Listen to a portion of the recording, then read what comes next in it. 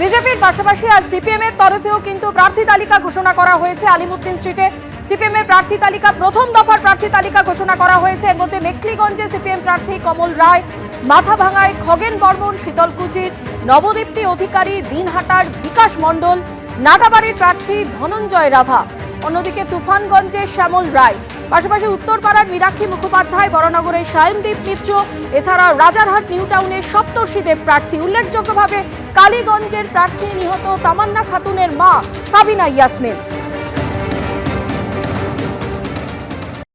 সবার প্রথমে ওনাকে আমার প্রণাম জানাই, সালাম জানাই, থ্যাংক ইউ। উনি যে এত বড় দায়িত্বটা আমাকে উপযুক্ত মনে করেছেন। সবার আগে তো আমার মেয়ের জন্য লড়াইটা আমার জারি থাকবে। আমি এইভাবেই নিয়ে আসবো যে আমার মেয়েকে, আমার মেয়ের বিচারটা আগে, সবার আগে কিন্তু আমার মেয়ে, সবার আগে আমার মেয়ের বিচারটার জন্য আমাকে আগে লড়াইটা করতে হবে। তো আমি সেই লড়াইটা যেমন ভাবে চালিয়ে যাচ্ছিলাম, আমি ঠিক তেমন ভাবেই লড়াইটা আমার চলবে, লড়াইটা আমার জারি থাকবে। তার একটা লড়াই চালিয়ে যাচ্ছি, এতেও আমি ভেঙে পড়িনি। আমি একটা সুখ্যাত হতবাদী মা, তবুও আমি কোনোদিন ভেঙে পড়িনি। আবার আর একটা লড়াই আমার যোগ হয়েছে। আমি চেষ্টা করব আমার জান প্রাণ দিয়ে এই লড়াইটাও জয়ী হওয়ার। আমি চাই মানুষের জন্য কাজ করতে, মানুষের পাশে দাঁড়াতে, মানুষের পাশে দাঁড়িয়ে মানুষের জন্য কাজ করতে। হাওড়া শিবপুর, সেখান থেকে ঘোষণা করা হয়েছে রুদ্রনীল ঘোষের নাম, এবং রুদ্রনীল ঘোষের সঙ্গে আমাদের প্রতিনিধি কৃষ্ণেন্দু অধিকারী এই মুহূর্তে সরাসরি রয়েছেন। কৃষ্ণেন্দু। একদমই তাই, রুদ্রনীল তার বাড়িতে রয়েছে। রুদ্রনীল, প্রথমত হচ্ছে এবারে নির্বাচনের এপিসেন্টার হচ্ছে ভবানীপুর, এবং ভবানীপুরের এই প্রাক্তন প্রার্থী আপনি এবারে শিবপুরে দাঁড়াচ্ছেন, কতটা আশাবাদী, খুশি? ঘরের ছেলে ঘরে যদি ফিরে যায়, মানে এর থেকে তো আনন্দের কিছু হয় না। আর এটা বোধহয় কোনো একটা জায়গায় বাড়তি আর একটা অক্সিজেন সিলিন্ডার আমার কাছে, যে এবার দেখা হবে তারা আমার কেউ ভোটার নয়, তারা প্রত্যেকেই আমার কেউ কাকু, কেউ জেঠু, কেউ দিদি, কেউ পিসি, কেউ মাসি, সো আর কেউ বন্ধু। তো ফলত যেখানে বেড়ে ওঠা, যেখানে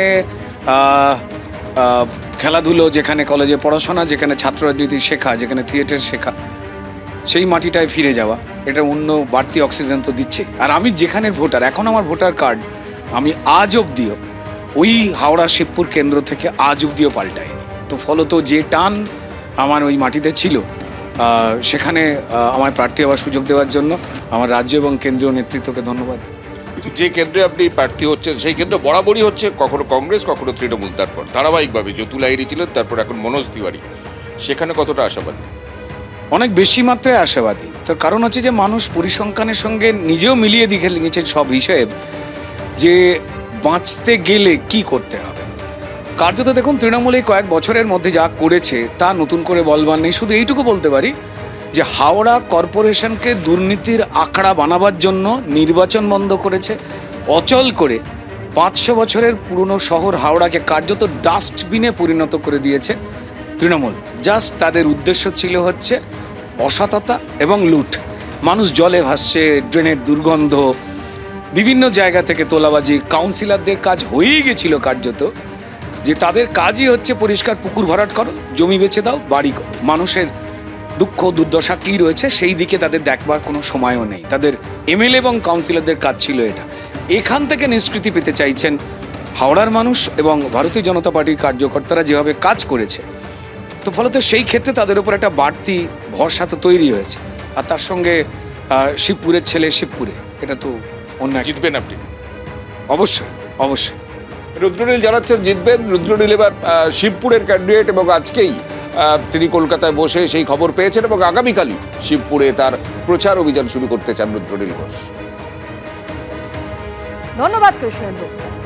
বিজেপির পাশাপাশি আজ সিপিএম এর তরফেও কিন্তু প্রার্থী তালিকা ঘোষণা করা হয়েছে। আলিমুদ্দিন স্ট্রিটে সিপিএম এর প্রার্থী তালিকা, প্রথম দফার প্রার্থী তালিকা ঘোষণা করা হয়েছে। এর মধ্যে মেখলিগঞ্জে সিপিএম প্রার্থী কমল রায়, মাথাভাঙায় খগেন বর্মন, শীতলকুচির নবদীপ্তি অধিকারী, দিনহাটার বিকাশ মণ্ডল, নাটাবাড়ির প্রার্থী ধনঞ্জয় রাভা, অন্যদিকে তুফানগঞ্জে শ্যামল রায়, পাশাপাশি উত্তরপাড়ার মীনাক্ষী মুখোপাধ্যায়, বড়নগরের সায়নদীপ মিত্র, এছাড়াও রাজারহাট নিউ টাউনের সপ্তর্ষি দেব প্রার্থী। উল্লেখযোগ্যভাবে কালীগঞ্জের প্রার্থী নিহত তামান্না খাতুনের মা সাবিনা ইয়াসমিন। সবার প্রথমে ওনাকে আমার প্রণাম জানাই, সালাম জানাই, থ্যাংক ইউ। উনি যে এত বড় দায়িত্বটা আমাকে উপযুক্ত মনে করেছেন। সবার আগে তো আমার মেয়ের জন্য লড়াইটা আমার জারি থাকবে। আমি এইভাবেই নিয়ে আসবো যে আমার মেয়েকে, আমার মেয়ের বিচারটা আগে, সবার আগে কিন্তু আমার মেয়ে, সবার আগে আমার মেয়ের বিচারটার জন্য আমাকে আগে লড়াইটা করতে হবে। তো আমি সেই লড়াইটা যেমন ভাবে চালিয়ে যাচ্ছিলাম, আমি ঠিক তেমন ভাবেই লড়াইটা আমার চলবে, লড়াইটা আমার জারি থাকবে। তার একটা লড়াই চালিয়ে যাচ্ছি, এতেও আমি ভেঙে পড়িনি। আমি একটা সুখ্যাত হতভাগী মা, তবুও আমি কোনোদিন ভেঙে পড়িনি। আবার আর একটা লড়াই আমার যোগ হয়েছে, আমি চেষ্টা করব আমার জান প্রাণ দিয়ে এই লড়াইটাও জয়ী হওয়ার। আমি চাই মানুষের জন্য কাজ করতে, মানুষের পাশে দাঁড়াতে, মানুষের পাশে দাঁড়িয়ে মানুষের জন্য কাজ করতে। বরানগর থেকে প্রার্থী ঘোষণা করা হয়েছে সজল ঘোষের নাম। সজল ঘোষ বরানগরে আগে উপনির্বাচনে তিনি লড়াই করেছিলেন, কিন্তু তিনি হেরে গিয়েছিলেন সেই সময়। সায়ন্তিকা বন্দ্যোপাধ্যায় তৃণমূলের, তিনি সেই সময় বিধায়ক হন। তবে এবারের বিধানসভা নির্বাচনে বরানগর থেকে প্রার্থী করা হলো ফের সজল ঘোষকে। দলের কাছে কৃতজ্ঞ যে দল আমাকে প্রার্থী করেছে, দ্বিতীয়বার সুযোগ দিয়েছে, এবং নিজের জীবনটাকে বাজি রেখে বলতে পারবো যে ওখান থেকে বিজেপিকে জেতাবো, তৃণমূলকে হারাবো, এতে কোনো ভুল নেই। বরানগর কেন্দ্রে আমরা জানি যে প্রায় 2,18,000-এরও বেশি ভোটার রয়েছেন বা কাছাকাছি ভোটার রয়েছেন। তো এর আগে যখন আপনি প্রতিদ্বন্দ্বিতা করেছিলেন প্রায় 8,000-এর কিছু বেশি ভোটে আপনি পরাজিত হয়েছিলেন উপনির্বাচনে। তো এইবার কি আপনি এক্সপেক্ট করছেন? 20,000-এর নিচে জিতলে সেটাকে প্রত্যাশিত নয় মনে করব। যদি 20,000-এর নিচে জিতি তাহলে সেটাকে প্রত্যাশিত নয় মনে করব। কমপক্ষে 20,000 ভোটে জিতব।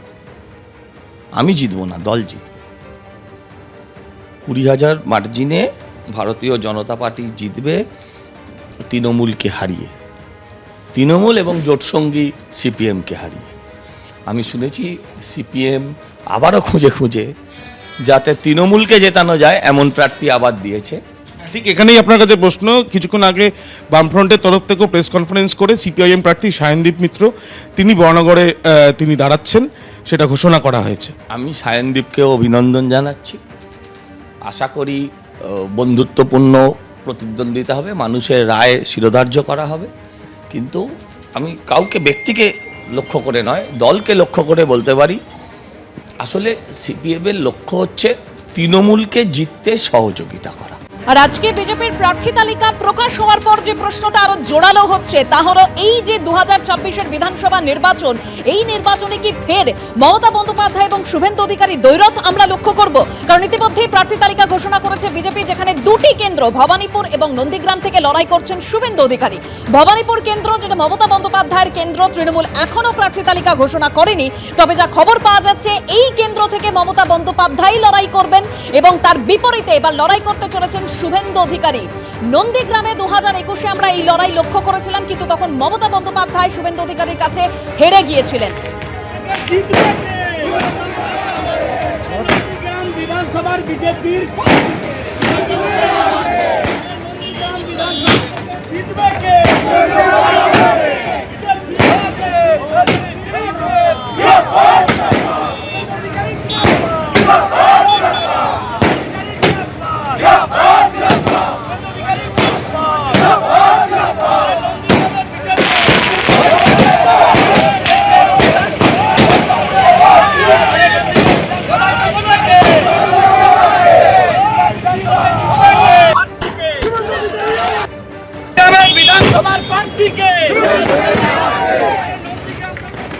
নন্দীগ্রাম থেকে প্রার্থী শুভেন্দু অধিকারীর নাম ঘোষণা করার পরেই নন্দীগ্রামে উল্লাস বিজেপি কর্মী সমর্থকদের। বিজেপির